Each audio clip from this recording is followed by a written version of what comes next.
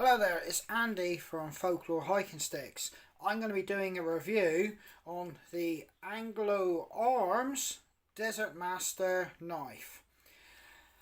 I've been using this to help me with my business, which is making hiking sticks, and I've been using it in a lot of situations, so it's had a fair test, and I will run through with those results with you and what I think of it and how it performed.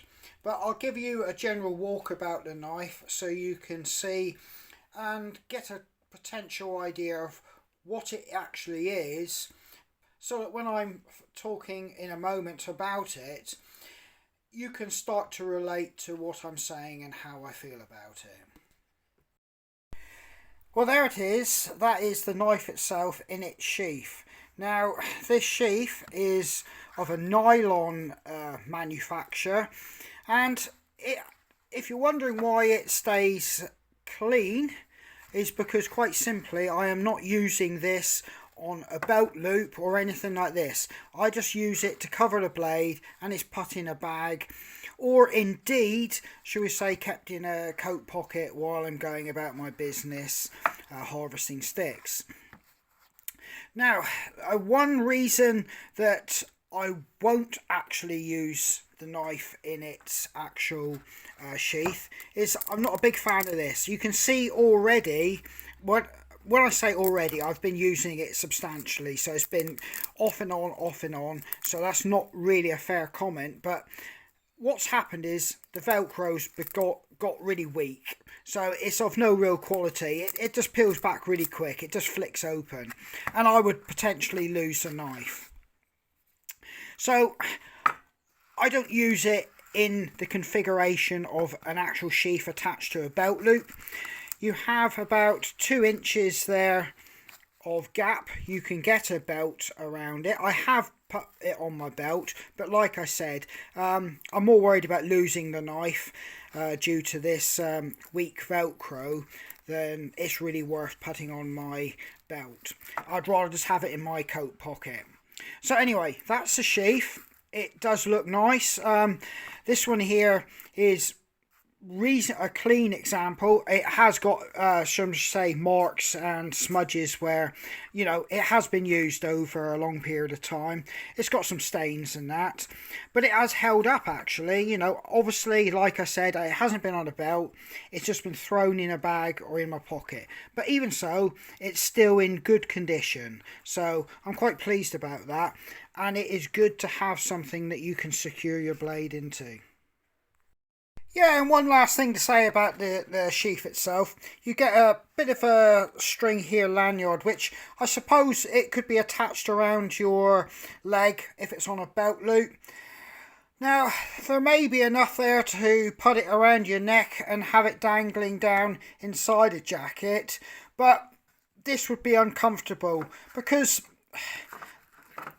it does have a little bit of weight, so obviously this here it's not very thick, and it'd probably become uncomfortable around the neck. So I would suggest this is basically just to be undone and put around your leg, just to add that little bit more stability, and you haven't got it flapping on your belt loop, so it just keeps it tighter to your leg.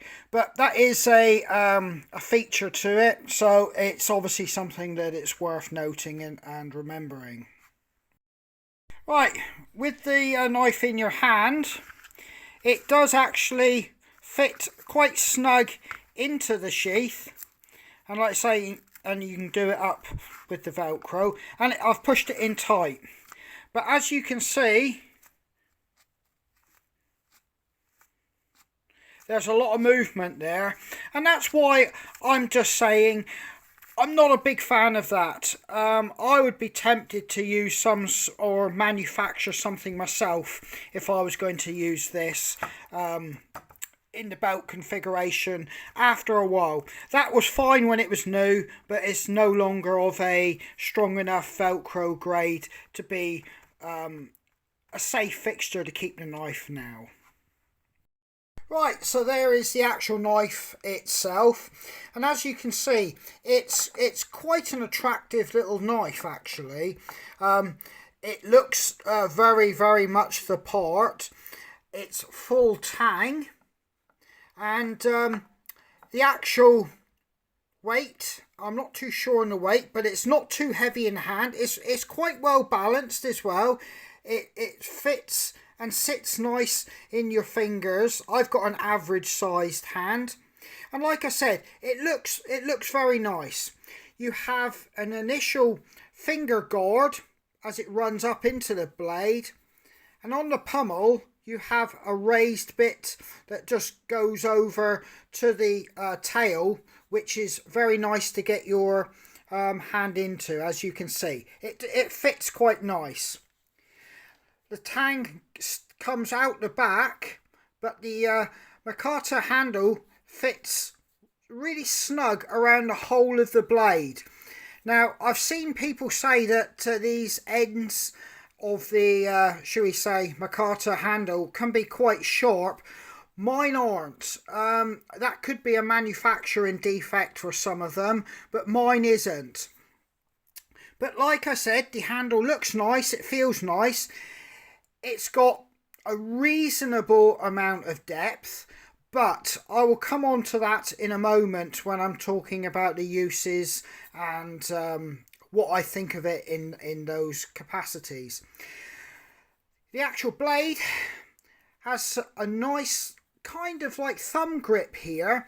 It serves no other purpose than that. It is good to put your thumb, and it gives a very good, shall we say, stable feel when you're like working wood. It feels very nice. Now that blade is quite thick, it's quite substantial, and the reason I'm saying that is you don't get no blade flex when you are really putting that blade to a lot of hard work. Now it has a reasonably pointed bit at the front, which is quite good for detailed work. Like myself, if I'm sort of like trying to get around knots and pull knots out of pieces of wood, that's sharp enough and pointy enough for me to do that. So yeah, the blade actually does its job.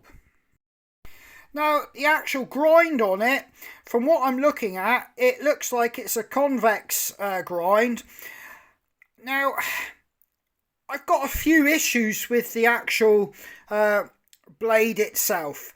Now that could be down to the actual metal, shall I say, as in its quality, but it is actually quite a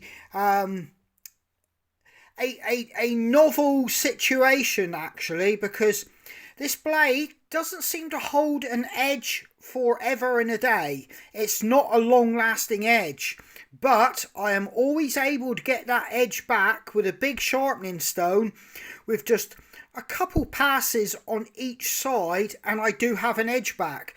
That would suggest that the quality of the metal or the steel in the blade possibly isn't the best, because it dulls reasonably quick, but on top of that it will pull back an edge quite quickly. So all you need to do is just you don't have to spend a lot of time to get an edge back on it. If you've got a sharpening stone and you feel it going dull, just run the stone over it just once or twice over that should we say edge, and you end up with a nice sharp knife again. But that is something to bear in mind. It doesn't hold should we say an edge forever and a day. It's not, and that is obviously down to the quality of steel. But like I said, you can overcome that very easily with this knife. Yeah, the handle, as I've shown you, is very ergonomic, and I'm very happy to use this for the work I actually use it for. Now I'm going to come to this handle here. This Makata handle is absolutely fine for light work. When I say light work, I mean if you're actually trying to process a lot of wood, it would be nicer if this was slightly fatter just in the center parts. Now if it was, as you can see, it is quite slimline, so it flows very well in the hand, and you can maneuver around pieces of wood that you're working. But if you're working for an extended period of time, or perhaps doing a bit of chopping, that handle could have been perhaps that little bit thicker, just to allow for shock absorption and to actually a tighter, fuller grip. But all in all, it does the job, and I would say I'm pretty happy with how this blade performs and the handle. Yeah, you do have the Bushmaster logo on the top there, and it's got a nice kind of graphite grey to the blade. That's not totally unusual. It's not a standout feature on a knife, but it does suit the overall look of this knife. And it drops down into the actual convex of the edge with a very full drop off from the main edge of the blade. Now it comes down quite fast, and as you can see, hopefully from there, it then presents quite a thin edge before it goes into that convex. Now, like I said, because it has such a, shall we say, hefty spine on the back of the knife, you don't actually get flex when you're pushing it to a really hard lot of force when you're trying to achieve something when you're woodworking. So yes, the knife is very good in the hand, and it all seems to work very well together as a package. Right then, I'm just going to try and take a little piece of wood off here so you can see what it's capable of doing. As you can see, I'm able to pull shavings off there. Now that would be, if you're bushcrafting, as you can see, it's capable of getting little, shall we say, feathers for you to actually do your fire starting, and intricate little bits of bushcrafting. It's of enough of an edge you can do that. As you can see, I'm not going to destroy my table, but you can quite easily see it will do some fine shaving. So the blade is capable of that type of work.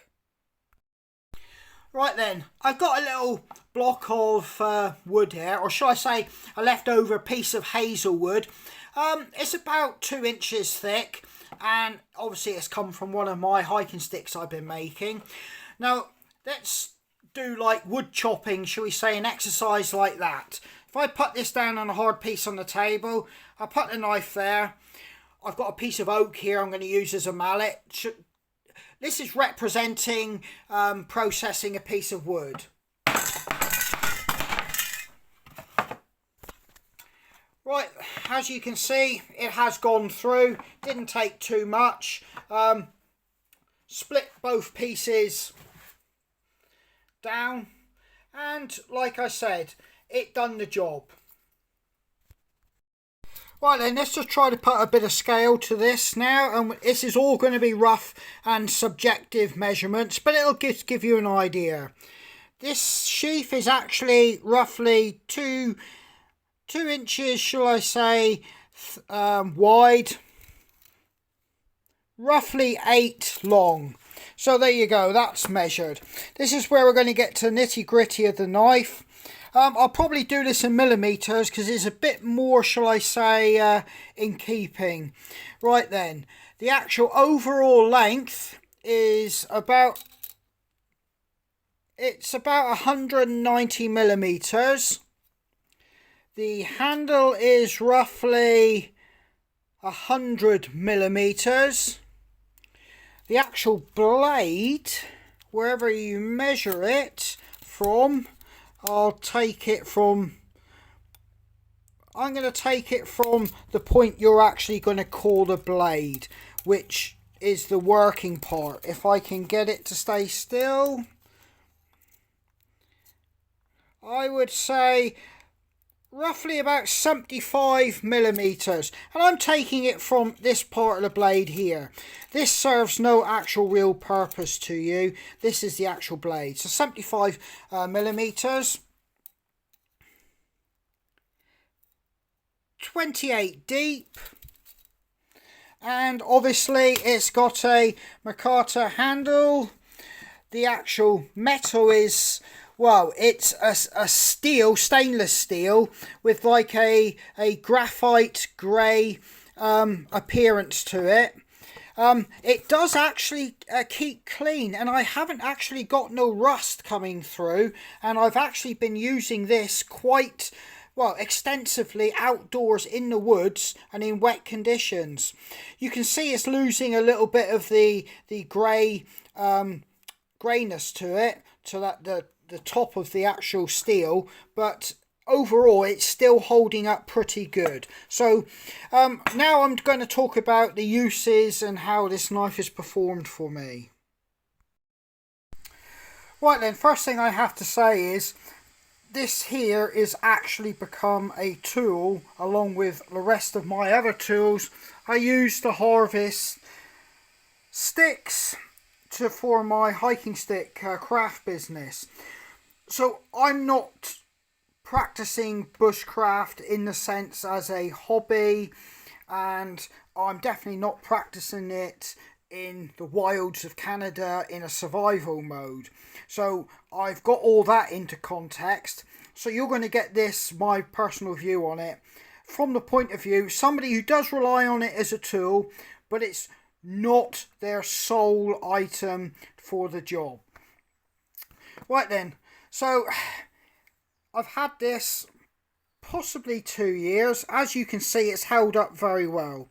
And as I've just mentioned, I've had to carry a sharpening stone with me, and I guess that's pretty much normal practice anyway if you're going out doing stuff and you're going to be working with wood, and a lot of wood. Blades will dull. So it served me very well. It has not bent or deformed, it hasn't rusted, it has been wet, it has been left wet for extended periods of times. It has always cleaned up to this standard. Yes, you can see there is damage on the blade and wear, the handle's looking a bit dirty and scuffed, but it's used as a working tool, and I use it predominantly to scrape bark off sticks, and after I've harvested them, just to give them a quick process before being put in the bundle and brought home to the drying racks. So it has served that purpose. It's light enough for me to hold in my hand. The only thing I've alluded to, it could really do with being a bit, for me, it could have done with being a bit fatter in the handle, because when I'm using it in the actual chopping mode or pushing down hard, extended periods of times, this is quite a thin surface of area to work on your hand. It feels nice and light if you're doing 1 or 2 jobs, or should we say minimal work. It is just perfect for that. But extended work or heavy duty jobs, the handle could do with just being a bit heavier duty and thicker and fatter to give you better, should we say, purchase, and it spreads the load into the hand better, it would do then. But as it is, for light work, this actually does the job. Getting to the cost of the item, well, I've seen them from about £9 to £15. That's UK money. But they're predominantly around the £9 to £10 mark. So that puts it in the actually low price range budget knife. So whatever I've described here, you have to put that into context, because there's people with bushcraft knives that will pay into the hundreds. You have a blade that will perform, and you can actually use this in a lot of those roles that the expensive knives will. It looks nice, it feels nice, it has its limitations, like I said. If you're using it for extended periods of time, it's not as comfortable as, shall we say, a wood handled knife that is slightly thicker and better ergonomically made, but it will do the job. The only thing I will say is that it's not UK legal carry, so you obviously have to bear that in mind. Now, the thing is, these days, bushcrafters, it's quite often a hobby, and people, as you know, with most hobbies, they're prepared to spend a lot of money to get a chosen item.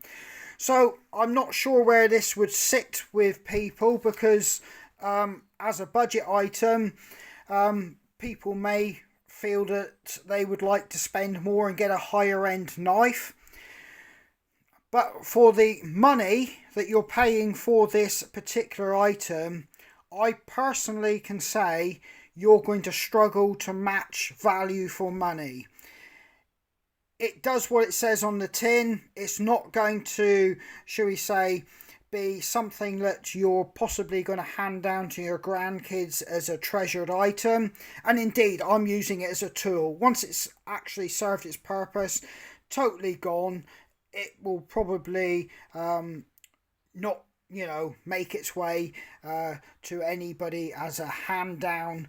It is what it is. It is actually just a budget knife that works. If you don't have a lot of money, it will do the job for you. And that's all there is to say about it. Everything I've said, you've got to bear in mind any of the negatives. You're only paying bottom price for this knife. But bearing in mind you're paying bottom price for it, I can honestly say it represents fantastic value for money. So I'm going to pretty much wrap this up. Yeah, so basically I tried to give an honest opinion to that particular knife, the Desert Master. I don't have no allegiance or loyalty to brands. I don't follow any of that sort of mentality. This knife is a budget item. It's nothing more, nothing less. It does what it says on the tin, and it's not going to, like I said, pretend to be anything it isn't. It's a budget bushcrafting style knife. I've outlaid the disadvantages of it, and I've given some of the positives. Now, I hope that was a fair review to it, and I'm reviewing it from somebody who does actually use this in a semi-work capacity rather than just hobby bushcrafting. So I like to think it was a pretty fair review. So that being said, if you do have money to spend on a several £100 or more bushcraft knife, crack on and you'll enjoy that knife. But if you don't have the money and everything is about cost, you cannot go wrong with this knife. For roughly around £10, you've got a nice little knife that will serve you well. And like I said, it's something you're probably never going to hand down to the grandkids as a treasured item. But for the money, to do the job, it will do the job with, I would argue, a lot of style. It looks nice, it feels nice, and you'll get a lot of pleasure from it. Okay, I'm going to call this review to an end. It's Andy from Folklore Hiking Sticks.